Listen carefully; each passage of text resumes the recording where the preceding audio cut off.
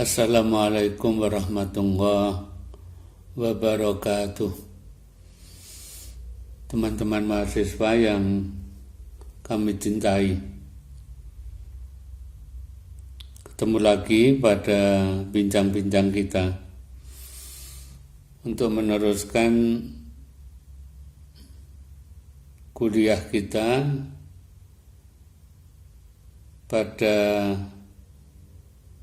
pekan yang ke-7. Kalau kemarin kita telah membicarakan sampai dengan keberadaan sidang dismisal dan kemungkinan munculnya gugatan perlawanan. Kalau kami ulang sedikit, gugatan perlawanan adalah gugatan yang diajukan oleh penggugat karena dalam sidang dismisal Ketua Peratun menyatakan bahwa gugatan tidak diterima. Kalau gugatan tidak diterima, salah satu persoalannya adalah kemungkinan bahwa gugatan itu di luar kompetensi absolut dan relatif Peratun. Pada keadaan yang semacam itu, maka seorang penggugat dapat mengajukan perlawanan. Mekanisme penyelesaian atas gugatan perlawanan telah kita bicarakan pada pekan yang lalu. Kali ini kita akan berbicara tentang variasi petitum. Dan sekalian, dalam satu gugatan di Peratun, setelah kita mampu membuktikan tentang dasar gugatan dan mampu membuktikan tentang alasan gugatan, maka kita akan mengajukan petitum atau pokok gugatan. Permohonan agar hakim menetapkan sesuai dengan pokok gugatan kita. Dan sekalian, pokok gugatan dalam Peratun itu pasti sebagai pokoknya adalah mohon agar KTUN yang disengketakan atau tindakan faktual yang disengketakan dinyatakan tidak sah atau batal. Itu pokok gugatannya. Nah, pokok gugatan semacam itu dapat disertai dengan agar hakim membebani kepada tergugat, yaitu badan atau pejabatun, untuk melakukan perbuatan tertentu. Dalam pasal 97 itu ayat 9 sebagai contoh. Maka dalam petitum kita juga bisa mohon kepada hakim untuk mewajibkan. Siapa yang kita wajibkan? Badan atau pejabat tun yang menerbitkan KTUN yang merugikan pada diri kita itu untuk mencabut KTUN yang disengketakan. Walaupun dalam petitumnya sudah katakanlah gugatan dikabulkan, kan berarti bahwa KTUN yang disengketakan sudah dinyatakan tidak sah atau batal. Tapi kita mohon agar badan atau pejabatun walaupun sudah dinyatakan tidak sah atau batal KTUN itu, maka agar KTUN itu dicabut oleh badan atau pejabatun. Itu variasi pertama. Variasi yang kedua lebih mantap lagi. Di samping mohon agar KTUN yang disengketakan dicabut dan agar diwajibkan kepada tergugat untuk menerbitkan KTUN yang baru. Sebagai contoh kayak gini, ada seorang ASN diberhentikan dengan tidak hormat, maka mereka menggugat di Peratun. Pokok gugatannya mohon agar KTUN yang memberhentikan tadi dinyatakan tidak sah atau batal, dengan mewajibkan agar KTUN pencabutan atau pemberhentian tadi dicabut dan diterbitkan KTUN yang baru. Berarti andai dikabulkan maka mereka akan mendapatkan KTUN baru sebagai aparatur sipil negara lagi. Bahkan yang ketiga itu berhubungan dengan pasal 3. Dan sekalian Undang-Undang Nomor 5 Tahun 86 kita mengenal adanya pasal 3, yaitu pasal yang menjelaskan tentang KTUN fiktif negatif. KTUN fiktif negatif ini adalah KTUN yang dianggap lahir apabila badan atau pejabat tun tidak memenuhi kewajiban sebagaimana yang ditentukan oleh aturan perundangan. Dan sekalian, setiap satu kantor pelayanan pasti di sana ada maklumat. Maklumat itu adalah kesanggupan.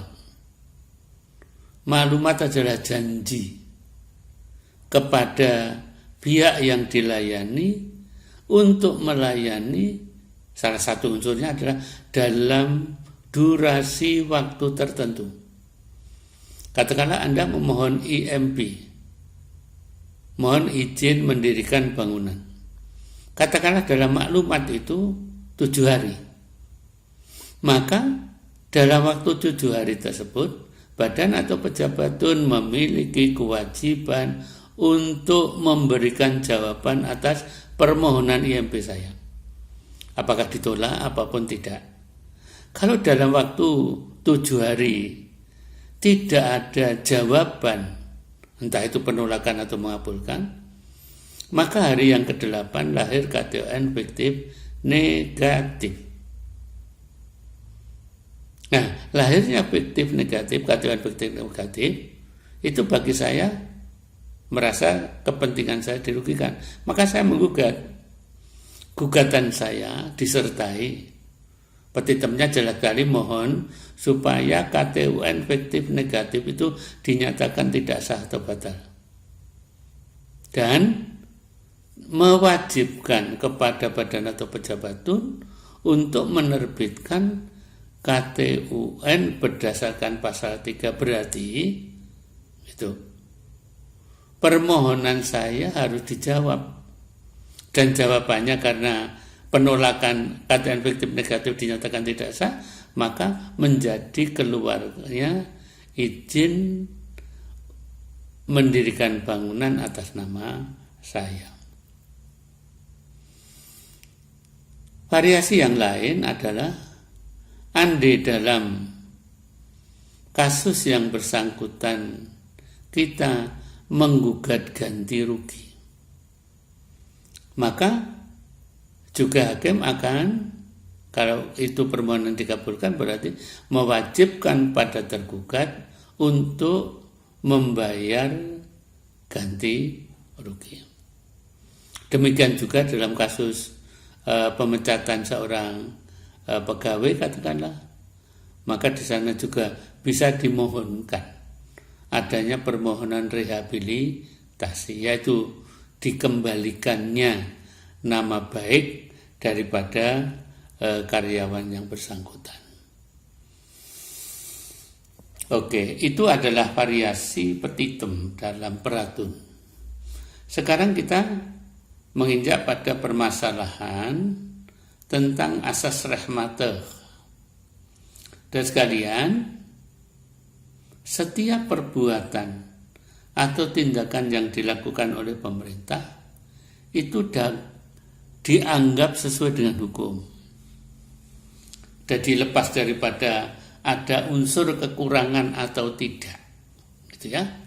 Begitu dikeluarkan langsung berkekuatan hukum material. Artinya isinya adalah mengikat. Nah, pernyataan semacam ini juga secara eksplisit tercantum dalam pasal 67 ayat 1. Pasal 67 ayat 1 itu mengatakan bahwa gugatan tidak menunda pelaksanaan ketetapan. Artinya, setiap satu ketetapan yang sudah keluar, andai itu merugikan orang tertentu, lalu mereka menggugat, gugatan itu tidak akan menunda pelaksanaan ketetapan.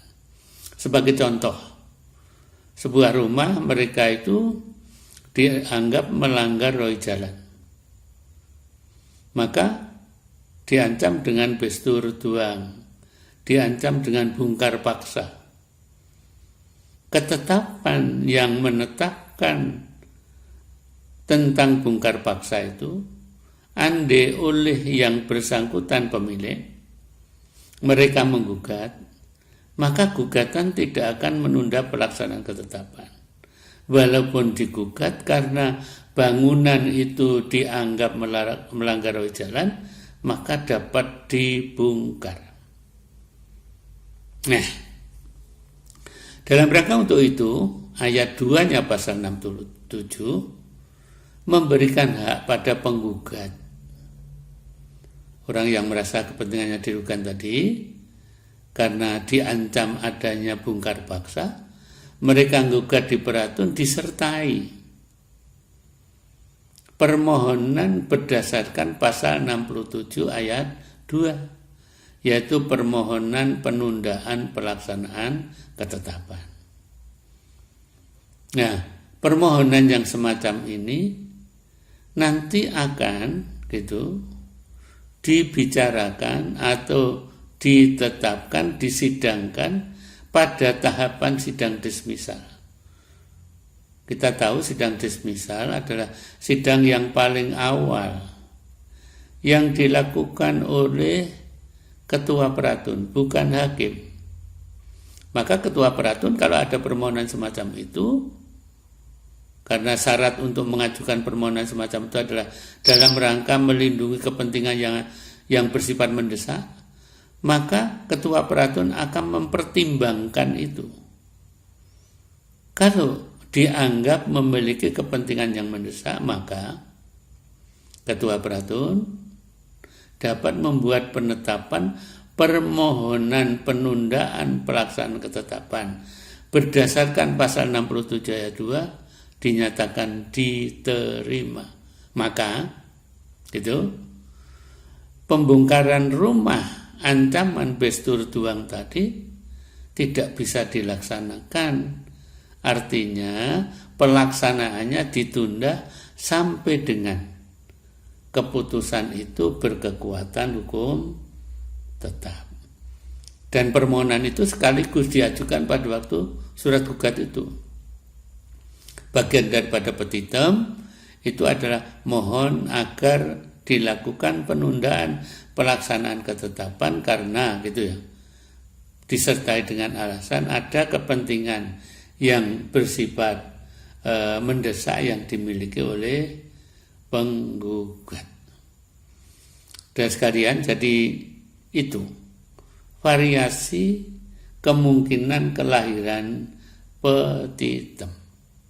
Saya kira itu yang bisa kami jelaskan, semoga ada manfaatnya. Silakan diulang-ulang untuk dibaca karena itu bagian daripada yang terpenting pada waktu kita beracara di peradilan tata usaha negara. Tambahan-tambahan mewajibkan pada tergugat itu adalah merupakan variasi yang tidak boleh dilupakan, karena sekali kita lupa untuk mencantumkan itu akan berakibat fatal terhadap sesuatu yang inginnya mendapatkan perlindungan hukum. Saya kira itu saja. Assalamualaikum warahmatullahi wabarakatuh.